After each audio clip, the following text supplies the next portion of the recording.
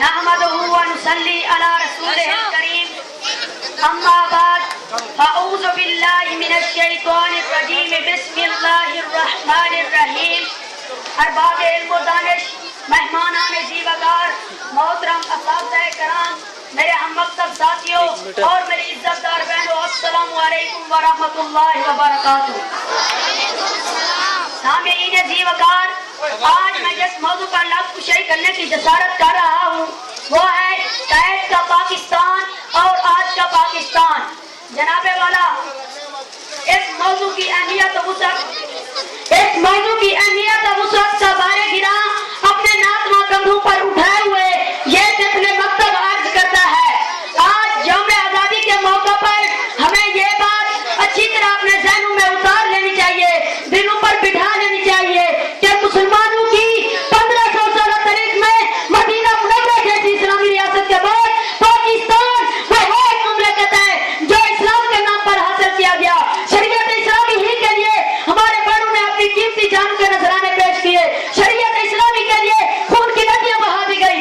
شریعت اسلامی کے لیے ظلم و ستم کے پہاڑ توڑ دیے گئے. شریعت اسلامی کے لیے عزت کو توڑ توڑ کر دیا گیا. لا الہ الا اللہ کے نعرے کی پاداش میں لوگوں کو در بدر ہونا پڑا. جناب والا، آج ہم پاکستان کی بنیاد کو بھول چکے ہیں، پاکستان کا مطلب و مقصد کو بھول چکے ہیں، پاکستان کی عزت کو توڑ توڑ کر چکے ہیں. جناب والا، کیا میں آپ سے ایک سوال کر سکتا ہوں؟ ہمارے ان افعال سے قید کی روح خوش ہو رہی ہوگی یا غمگین؟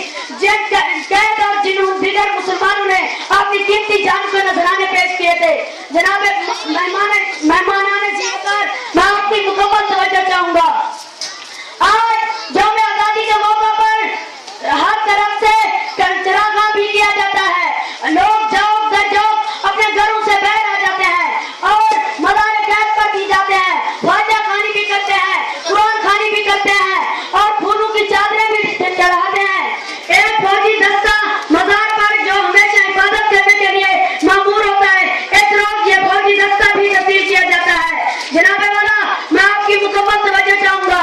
قائد اعظم محمد علی جناح نے سردار عبدالرب نشتر اور مولانا ظفر علی خان کی موجودگی میں ایک بیان دیا تھا جو ماہنامہ مینارہ کراچی میں شائع ہوا، جسے روزنامہ ندائے ملت لاہور نے اپنی اشاعت میں 15 اپریل 1970 کو نقل کیا. جناب والا، قائد اعظم محمد علی جناح فرماتے ہیں، میں لندن میں امیرانہ زندگی بسر کر رہا تھا. اب میں اسے چھوڑ کر انڈیا اس لیے آیا ہوں تاکہ یہاں لا الہ الا اللہ کی مملکت قائم ہو، یہاں لا الہ الا اللہ کی مملکت قائم ہو، یہاں پاکستان کا قیام وجود میں ہے. یہاں میں پاکستان بنانے کی کوشش کروں گا. اگر میں لندن میں رہ کر کسی سرمایہ داری کی حمایت کرنا پسند کرتا تو سلطنت برطانیہ جو دنیا کی عظیم ترین سلطنت تھی مجھے اعلیٰ سے اعلیٰ منصب اور مراد سے نوازتی. اگر میں روس چلا جاؤں یا کہیں بیٹھ کر سوشلزم یا کمیونزم کی حمایت شروع کر دوں تو مجھے بڑے سے بڑا اعزاز بھی مل سکتا ہے اور دولت بھی. مگر میں نے اعزاز اور دولت دونوں کو منصب کر کے انڈیا اس لیے آیا ہوں تاکہ یہاں پاکستان کے قیام کی کوشش کروں گا. مگر علامہ اقبال کی